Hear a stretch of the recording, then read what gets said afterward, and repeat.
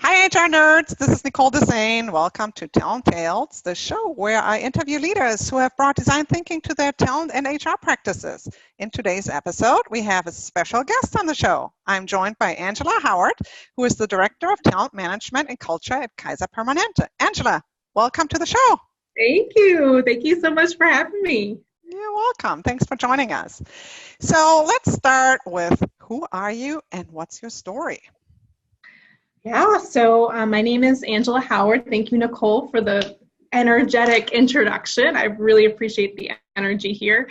I've worked in the space of employee experience, talent management, and people development for my entire career. I actually started much of my work in the change and business transformation space. And so I've always been working in the space of working with humans and human potential and what people can do in the workplace and how we can get the best version of them. So, and that kind of transfers over to my personal life as well. I love what I do. So yeah, I've been working in the space for a bit of time now, about 12 years. And so, if I understand that correctly, I mean, your title is Director of Talent Management and Culture, but you do employee experience at Kaiser, right? Yes. So I know a lot of HR organizations are trying to transform to employee experience, yet we're currently not structured in a way, right? So I'm just curious, how are you guys structured so you can deliver a seamless employee experience across HR? Yeah, so it's the way that we're thinking about the work is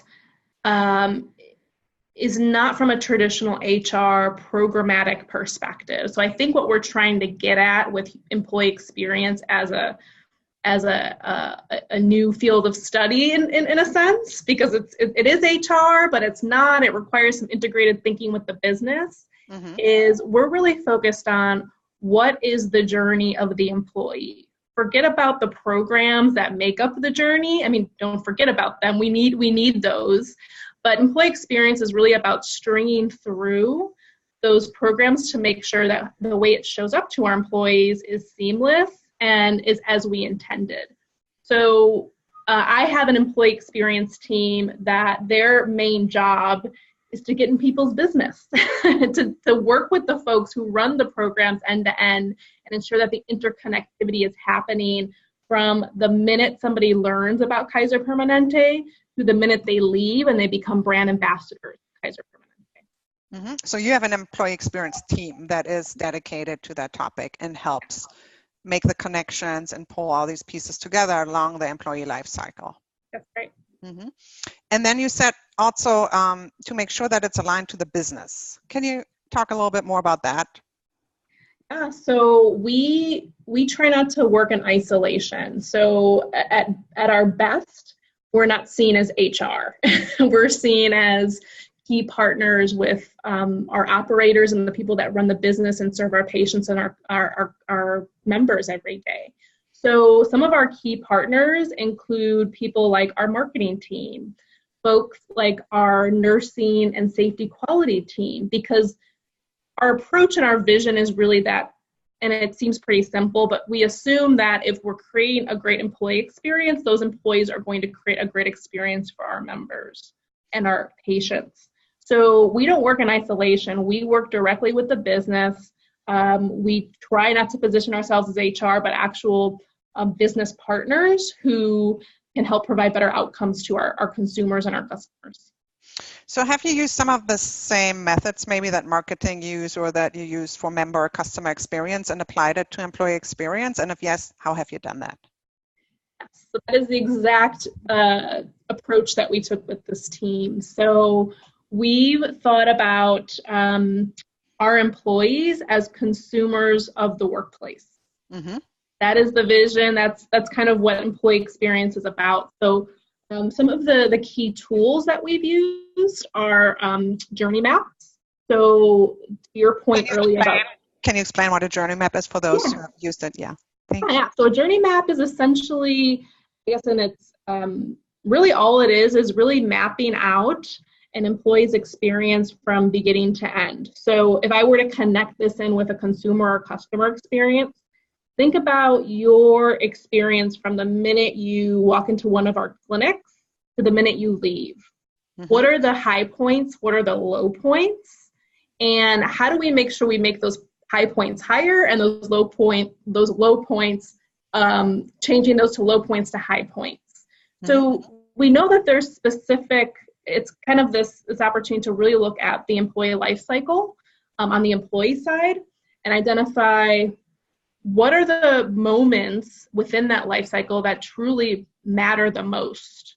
What are those moments, those milestones where we capture the hearts and the minds of our employees? Because to be fair, if it were every single moment, we'd have our work really cut out for us. But we know from research that there are some moments that matter in an employee's life cycle. So the journey map helps us put data behind that and to actually have a visual, very similar to I think what you have in your background, Nicole, there is how do you really create a visual to understand what those high points and low points are, and how do we fill in the holes and the gaps to create a better employee experience?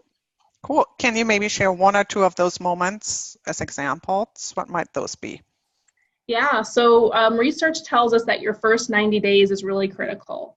It is either our first 90-day turnover is relatively high, especially with some positions within our clinics. And so we really took that, because the journey maps can be very, very vast. So from when an employee starts to when an employee leaves, or you can kind of chunk them out and say, what does the first 90 days look like for an employee? And so that's where we focused, because our data told us that that first 90-day turnover was high, especially with our millennial population. So the first 90 days, really critical, really key, and our data told us to look there. Another moment that matters is going on leave. So we were just talking about a wedding, employees getting married and changing their names, but key life events, becoming a new parent, taking leave to take care of a sick parent. Those are key moments that matter to an employee, and you as an employer can show up in a way to really capture that loyalty and the heart and the mind of that employee. The third one is moving from an individual contributor to a manager. We all know that becoming a manager or a leader is a huge step, and so we've really tried to capture what does that journey look like, and how might my experience be different from an individual contributor to now leading a group of people. Yeah, and I like what you said initially, I think with the onboarding experience, that you looked at data. So while a lot of what we do with experience design is a qualitative method, a lot of it is informed or should be informed by data, right? So you look at the data to identify what might be the opportunities, and then you use these qualitative methods like journey mapping to define the how and the what. Yeah, the how and the why. Yes. Behind it. Data is really important for us. We and one of the things that our team does is they serve as a hub for voice of the employee. So with marketing strategy and marketing approaches, we use voice of the customer. And so we use the same approach with voice of the employee, where my team is really the collectors and the hub for those employee perceptions and experiences. So we have kind of a one-stop shop to be able to connect to those journey maps. That's really interesting, because, similar to our HR departments, which are all over and not really connected, our data, it's the same, unless we have one system of truth, which still a lot of organizations don't have, right? So to have this clearinghouse, and then the data that you said from the employees, it's not all quantitative data, right? You probably also conduct interviews, or what is the voice of the customer data that you collect? Yeah, we have your typical engagement survey, we have pulse surveys, we have data after the first 90 days, we have exit survey data, we have forums where our leaders are asking our employees about their work experience. And so we kind of take it for granted that we do a lot of asking, but not a lot of action. And so what we found was we actually collected about 13 different sources of data. Wow. And the feedback was the same. People have been saying the same things over and over and over again, and that's frustrating. Mm-hmm. So what we typically like to, we joke about this in our team, but we always tell our leaders, and it's kind of become a thing here at Kaiser Permanente, is don't be an asshole. Mm-hmm. Don't ask over and over again unless you're going to do something about it. So that's been a philosophy our employee experience team is also trying to build some muscle and capability with across the organization, because it's almost worse to ask and not do anything than to ask at all. So we try to really hone in on that and make sure we're not being assholes. That's a great term. Don't be an asshole. I'm actually going to use that.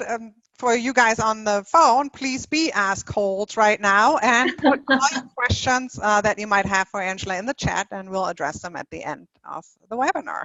So be an asshole, but only today. Yes, only today. Only today, only right now. Yeah. So let's get back to you for a second, because it's a question that I always ask people, because now we're kind of getting into design thinking and creativity. So what's your creative superpower, Angela? So I have this, I like to think I have this ability and the gift of connecting the dots. So if I had a super name, it would be the dot connector. I don't know. We could think of some. Do you have a visual? I do, yes. Yes, this is my cape and my curly hair, because I've got really curly hair typically, and I am connecting the dots.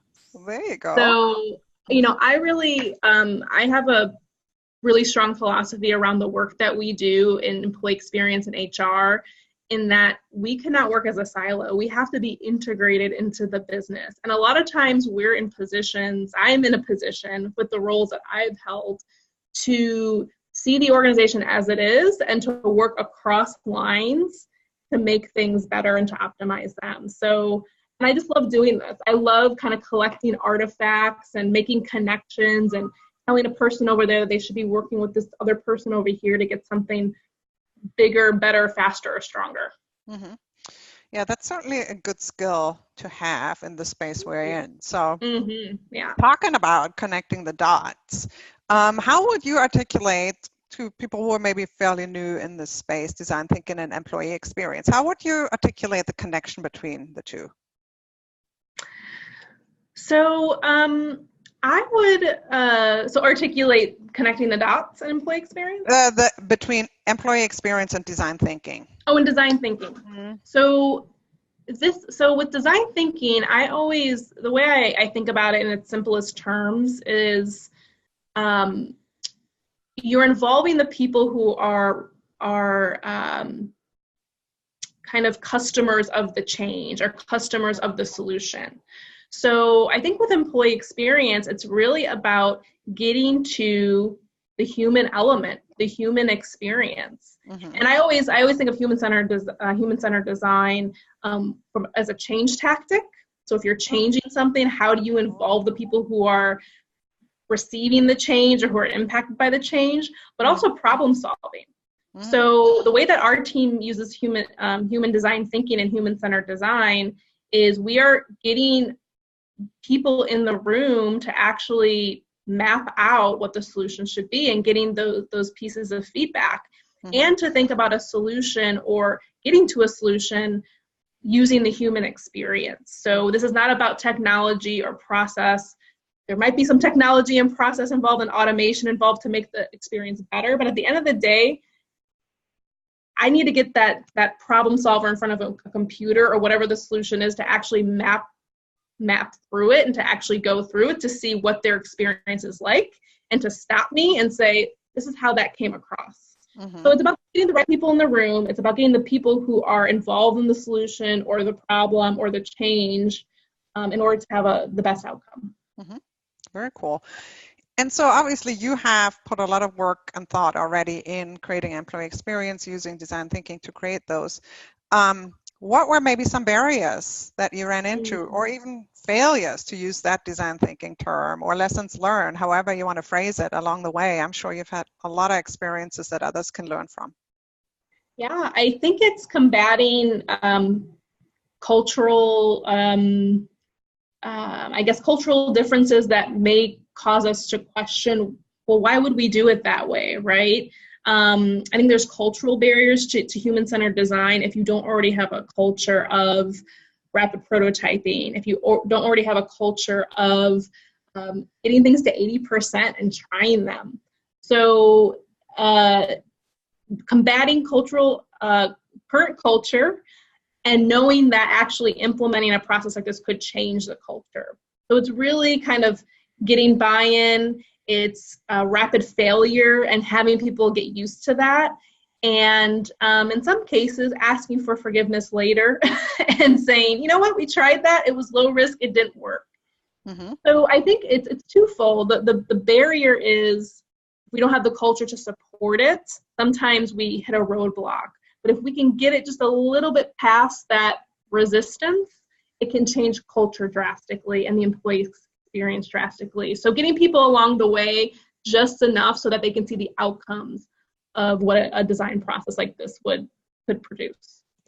So can you give for an example how you did that? How did you overcome maybe that initial resistance, or especially in a culture, and I don't know your culture, but many cultures are not open to failure. It's just not how businesses are run, right? I mean, failure is not rewarded in most business contexts. So these are pretty heavy concepts for people to wrap their heads around. What were those small steps or these small wins? How did you get to them?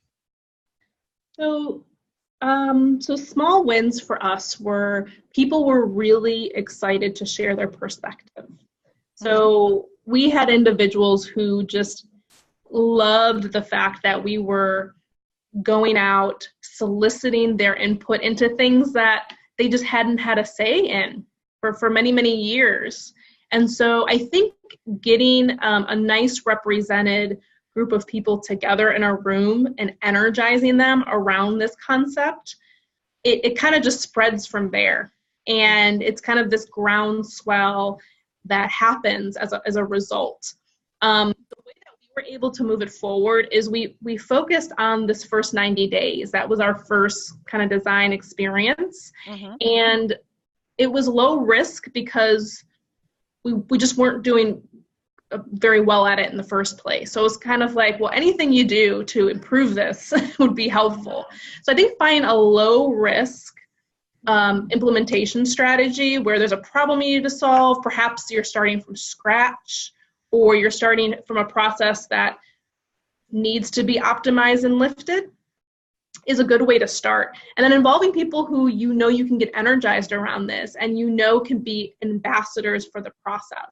If you can accomplish those two things and then connect back to what you accomplish as a part of the design process. So we implemented some, prototyping with our MA onboarding process, which is our MAs are very hard to find in Washington State and hard to keep.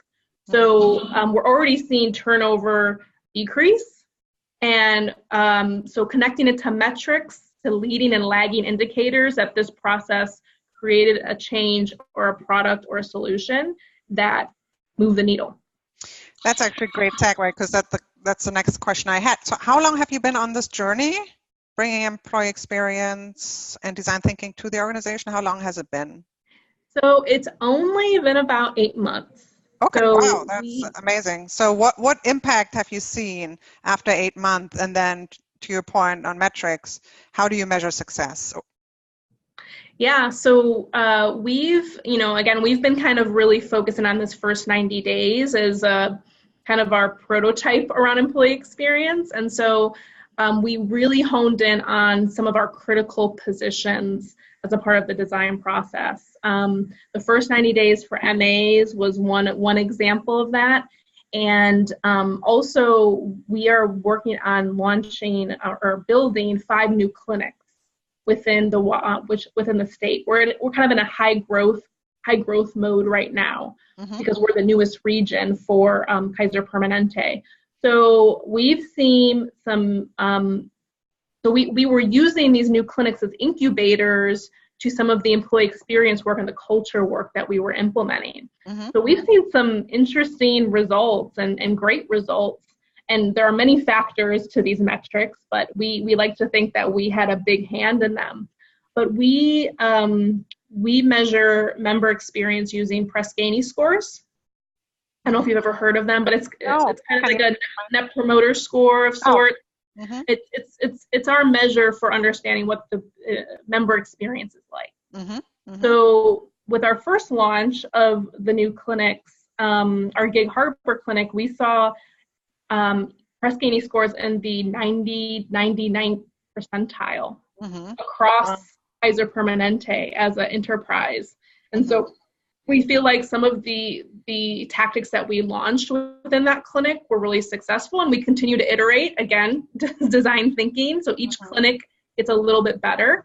And then we're seeing some great results with our MA turnover, which is where we've kind of honed our focus with those first 90 days. And just general 90-day turnover, we're seeing some movement and better feedback from the folks who have joined us within the last few months. So more to come.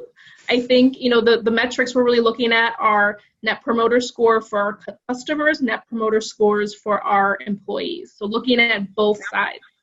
I love that. I mean, that's certainly advanced, that you're already trying to tie employee metrics or, how the employee experience might impact the customer experience. So that, absolutely. Next level measurement. Awesome. Yeah, no, we're excited. And the nice thing is we have such great support from our operations. That was a relationship we built very early on. Again, not being a siloed HR employee experience team, but we are a business partner. And again, making the connection. If you're treating employees well, they're going to treat your members well. And if they know what good service looks like, then they're going to provide that service. And we can hire people who provide that great service. Great. Angela, what's your favorite design thinking resource or hack? Oh, resource or hack. Journey mapping continues to be my favorite part of design thinking. It's and so journey mapping and also personas. So a lot of times we will use personas when it comes to design thinking and employee experience, so for example, persona may be MAs, a typical MA coming into the organization. What's their vantage point? What are they coming from? What's their education level like? How does that impact how they think about the work? How might we think about an MA's experience through career and life in general? So creating personas has always been a favorite of mine because it helps you understand the differences. I'm really passionate about diversity and inclusion, and you can do some broad stroke journey mapping, but it isn't until you get into those personas and understand the diversity of experiences where you're really getting at the root and the meat of what employee experience actually means. So obviously there's some advanced persona design, but to get people started, would you say that you could start with segments? So in your case, you mentioned MA, so they're a workforce segment, right? Or a demographic segment, I suppose, where it makes sense, but more like workforces, maybe also employees versus managers or something like that? Okay. Exactly. Or even points in time, like the first 90 days, or if you see your data is telling you that there's like a drop off, because we all know in some cases there's like this honeymoon period, right? If you don't leave after the first 90 days, we often see a tick up and then it kind of plateaus, and then depending on your workforce, it may drop. So identifying that point in time from your data and using that as a segment with journey mapping and personas. Cool. So in summary, what tips do you have for those who want to get started using design thinking in HR? I would say certainly have a position around employee experience and design thinking. Solicit help from others, from the business, whether you have an innovation team or another team that is thinking about these things in a similar way.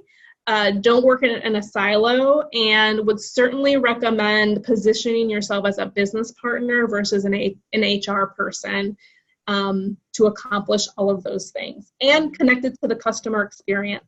I love that. Those tools. I love that, because when you connect it to the customer experience, you already position yourself as a business partner, right? You're starting with the business outcome, which Right. is now we want to improve customer experience. And then you say, how can we do that? Well, improving the employee experience is one way to do so, and this is how we're going to do it. So I love that, making that link with your internal clients. Mm-hmm. Before we go into the questions, fun last activity that I always like to do, I'll give you a quote and I'll let you react to that. Are you ready? I love it. So, quote, we can't solve problems by using the same kind of thinking we used when we created them, unquote. Albert Einstein.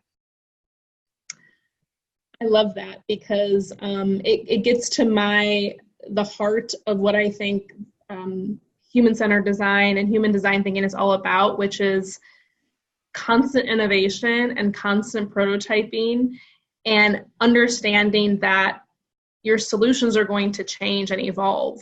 The marketplace that we're in today is changing. The globalization and technology and everything around us is changing. So it would not serve us well to be narrow-minded about our solutions and to not unearth them and think about them in a new way. So I love it. It speaks to the philosophy that we're talking about today. Cool. All right, so let's look at questions. So Matt is asking, how do you think about which aspects of employee experience should be automated or done systematically versus ones that rely on team or leader behaviors? That's a great question. So it's the journey mapping helps with this work. So if you think about journey mapping, I think earlier I mentioned, moments that matter. We're humans, and we need to think about humanizing the workplace. And we're highly dependent on technology to streamline the things that should be easy and convenient. But understanding where a human touch is needed and where humanization is needed versus when you can use technology to automate or make something quicker or more efficient can happen with journey mapping. So that would be my first recommendation. The second recommendation is technology is always an efficiency play, and it's only a tool of many in a toolbox. So if you can identify opportunities to create manual processes that are causing a lot of time and taking away from valuable activities or strategic activities or activities that can be humanized for your customer or your employee, that's another opportunity for you to use technology to streamline and to add value with your experience strategy. Mm-hmm. Cool. And then how do you get managers on board to create better employee experiences for their associates? That's a great question. So there is a huge component of leadership involvement with this work, and it's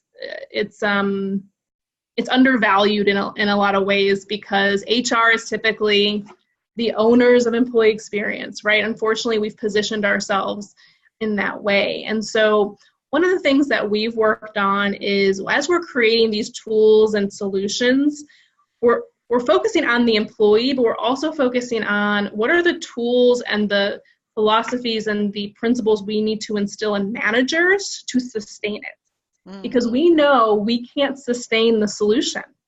And I tell my team that all the time. We can create all the tools in the world and solutions, but at the end of the day, the business has to absorb it and has to own it. So taking that philosophy, it's going to take a bit of buy-in, but to your point, Nicole, earlier you asked me, what are some barriers to human design thinking? And one of them is people and leaders realizing that actually they're the ones who have to take the torch and to move the needle after we've implemented some initial solutions. So I think to summarize, I think it's really it's building a different way of working and a different way of what we mean by leadership and what we mean by leaders being stewards of the employee experience. So I would recommend starting with something small, just like we did here at Kaiser Permanente, and getting the buy-in of one or two leaders who can, again, kind of pass that torch and spread and scale it throughout your organization.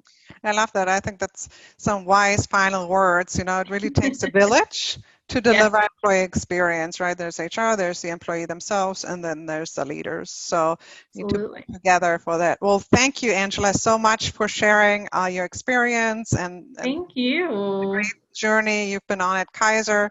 And thanks everybody for listening in. We'll send out the recording and we'll hope to see you at a future Talent Talents episode. Bye, everybody. All right, thank you. Bye.